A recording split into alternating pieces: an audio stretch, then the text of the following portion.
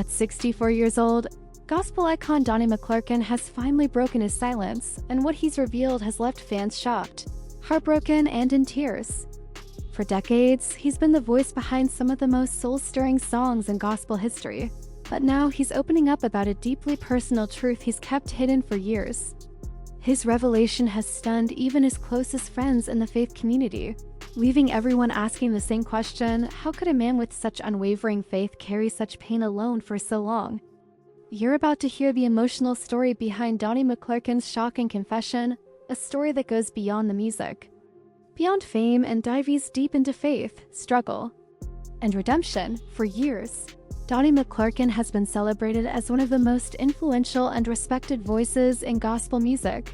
Songs like Stand, We Fall Down, and Great Is Your Mercy have comforted millions across the world.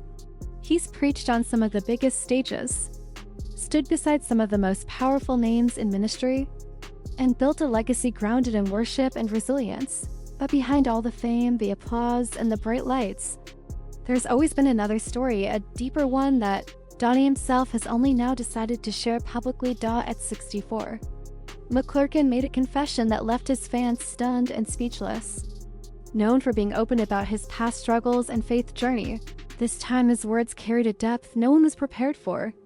It wasn't about the music or success or fame, it was about his personal life, his inner battles, and the emotional scars that still shape the man he is today. When Donnie spoke, he didn't hold back. He opened up about loneliness, about questioning whether he would ever experience lasting love, and about the internal battles that have followed him for decades. He confessed that even though God has blessed him with an incredible ministry and a worldwide platform, there's still a part of his heart that feels unfulfilled. This raw, emotional honesty has stirred powerful reactions from fans and fellow gospel artists alike. Many are calling it one of the most vulnerable moments of his entire career. Others see it as his way of shining a light on something the church rarely talks about: the silent pain so many believers carry behind a mask of faith. In this video, we'll unpack exactly what Donnie McClurkin revealed, why his confession is shaking the gospel community, and how it ties back to his past struggles, including trauma, faith battles, and the heavy price of being transparent in an industry that demands perfection. Stay tuned, because as we explore the story behind Donnie's words, you'll come to see how this moment might just redefine how we view one of gospel music's greatest living legends. Before the world ever heard the voice that would move nations, Donnie McClurkin was just a young boy from Amityville, New York, a boy who endured heartbreak long before he ever stood behind a microphone. His story didn't start under bright lights or before adoring crowds. It began in the quiet, painful corners of his childhood home. At a very young age, Donnie faced a series of devastating experiences that would leave him with lifelong scars. He was just 8 years old when tragedy first entered his life. His 2-year-old brother was struck and killed by a car, an event that shattered the innocence of his childhood and set off a chain of trauma that would follow him for years to come. But the heartbreak didn't end there. In several interviews, Donnie has opened up about enduring sexual abuse as a child, first at the hands of his uncle, and later his uncle's son. Those horrifying experiences left him broken and confused, desperately searching for comfort in a world that offered none. "I was just a child," he once said. "My innocence was stolen from me." It was those early wounds, he explained, that shaped much of the emotional battle he would fight throughout his life. To the world, Donnie appeared as a strong, charismatic man of faith, but inside, he was still haunted by the memories of those dark, painful years. Even after finding healing and salvation through Christ, the scars remained. During his teenage years, music became his refuge, a place where his spirit could breathe. The church turned into his sanctuary, a sacred space where he could pour out his pain through song and feel the peace of God's presence. He joined the church choir, and before long, his voice began to capture hearts. Throughout the community, people came just to hear him sing, describing his voice as powerful, anointed, and healing. Few, however, knew the depth behind that voice, the pain and trauma that had drawn him closer to God and given his music its soul-stirring power. Donnie has often admitted that if it weren't for music, he's not sure where he would have ended up. The church gave him direction, and the gospel gave him a reason to live, but that didn't mean the pain was gone. It was still there, buried beneath the smiles, the sermons, and the songs. As Donnie grew older, he encountered a new kind of challenge, one that brought both fame and controversy, when his musical career began to soar in the 1980s and 1990s. He was thrust into a spotlight he never expected. Suddenly, the same boy who once sang to escape his pain was now being praised as one of gospel's most powerful new voices. He was touring, recording, and ministering around the world. Songs like We Fall Down and Stand became anthems for people clinging to faith in hard times.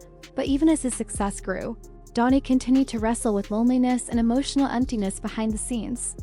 He once said that fame doesn't fill the void, it only makes the silence louder. The more people celebrated him, the more he felt pressure to hide the parts of his story that didn't fit the perfect image of a gospel star. That inner conflict between being publicly adored and privately broken became one of the defining struggles of his life, and it's this very conflict that makes his recent confessions so powerful. Because for Donnie McClurkin, faith and pain have always been intertwined. His early experiences of trauma, rejection, and loss shaped the man he became, both the worship leader seen on stage and the fragile human soul hidden behind the songs. When Donnie finally opened up about his struggles with loneliness, love, and identity, he wasn't just speaking for himself. He was giving a voice to millions who feel unseen in the church, people who smile every Sunday but cry in silence every night. In his confession, he said something that struck a deep, lasting chord. With everyone listening, you can preach, you can sing, you can lead thousands, and still feel utterly alone. Those words revealed more than just pain. They unveiled a man who had spent his entire life trying to balance his divine calling with his human vulnerability. And that's exactly where the next chapter of this story begins, when Donnie made the decision to open up publicly about his personal struggles, knowing full well that it would shake the gospel world to its very core. For decades, Donnie McClurkin has stood as one of gospel music's most respected and influential figures, a man whose voice and testimony have inspired millions. But at 64 years old, he shared something that no one expected. It wasn't a new song or another chart-topping album. It was a confession, one that peeled back every layer of fame, stripped away every mask of perfection, and exposed a deeply human truth that left fans and fellow believers stunned. It all began during an emotional interview, where Donnie sat down to reflect on his life and legacy. As he spoke about his journey, his voice began to tremble, the usual confidence in his tone replaced by raw honesty. And then he said the words that took everyone by surprise: "I may die alone." Those 4 words sent shockwaves throughout the gospel community. Donnie McClurkin, the same man who had ministered to millions about faith, healing, and restoration, was now admitting that despite all his success and blessings, he still wrestled with loneliness and the haunting thought that he might never experience lasting love or companionship. He went on to explain that although his life has been filled with purpose and divine favor, it has also been filled with silence, the kind that creeps in when the applause fades. "I've done ministry. I've traveled the world," he said, "but I come home to an empty house. I have family, I have friends, but I don't have what most people long for: a partner, a life companion. I've learned to accept that. Maybe that's just not part of my story." For a man who's always been transparent about his struggles, this confession hit differently.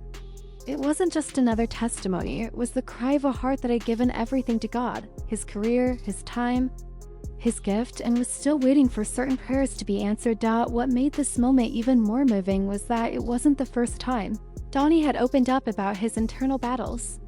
Over the years, he's spoken honestly about his past trauma, his struggles with temptation, and his complicated relationship with love and identity. But this time, his tone was different. It wasn't about fighting anymore. It was about surrender. He wasn't asking for pity or even understanding. He was simply telling the truth. "I'm not bitter," he said. "I'm grateful. I've learned that some people are called to serve God in ways that don't always include a family of their own. Maybe that's my assignment." Still, hearing him say those words brought tears to the eyes of many who have followed his journey.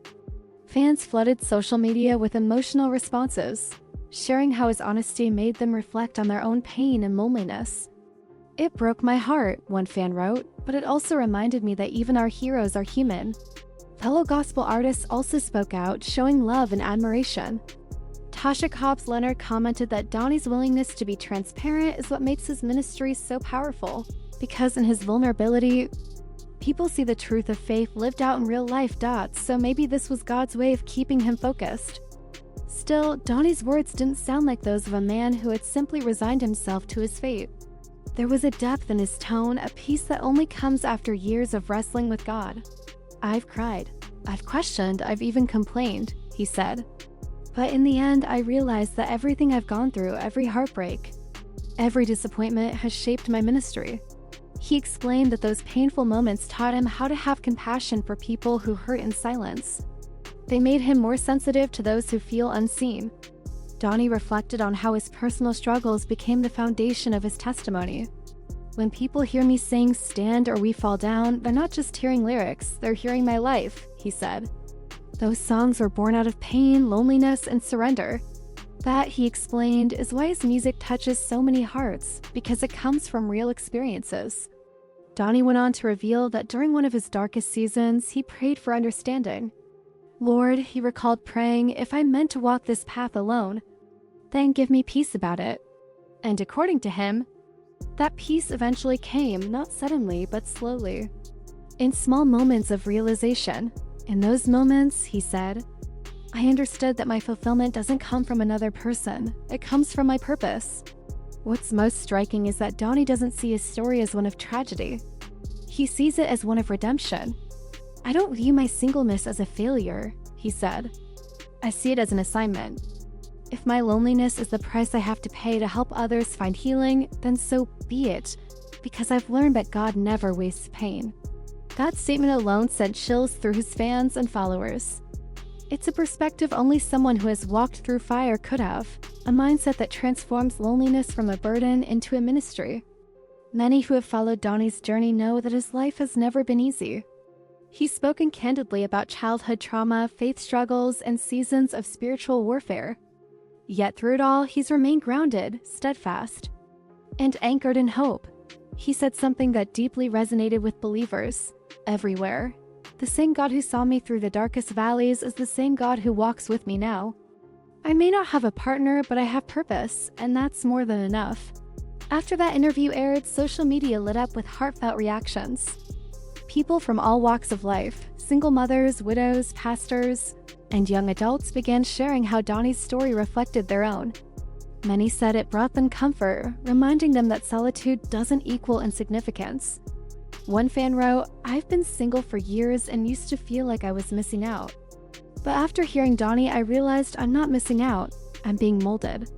Another commented, "Donnie just preached a whole sermon with that one line, 'God doesn't waste pain.'" It's this kind of honesty that has made Donnie McClurkin one of the most relatable and respected figures in gospel music. He doesn't just sing about victory. He lives through the struggle first, but his confession didn't end there. Donnie went on to reveal that there was also a spiritual reason behind his restraint in relationships. "Every time I thought I found love," he said, "something in my spirit wouldn't settle. I'd pray and God would whisper, 'Not this one.' I didn't understand it then, but now I do." He was saving me from distractions that could have derailed my purpose. Still, even with that understanding, the pain of isolation remained real. "There are nights," he admitted, "when I look over at the empty side of the bed and wonder if maybe I missed something. But then I remember every step I've taken has been ordered." It's that delicate balance between longing and faith that defines Donnie McClurkin's journey, and it's what makes his testimony so powerful. He doesn't pretend that faith removes pain. Instead, he shows that faith gives pain a purpose. But what came after that confession is what truly moved people, because Donnie didn't just speak about what he's lost. He revealed what he's gained in return. And the next part of his story may be his most inspiring revelation yet.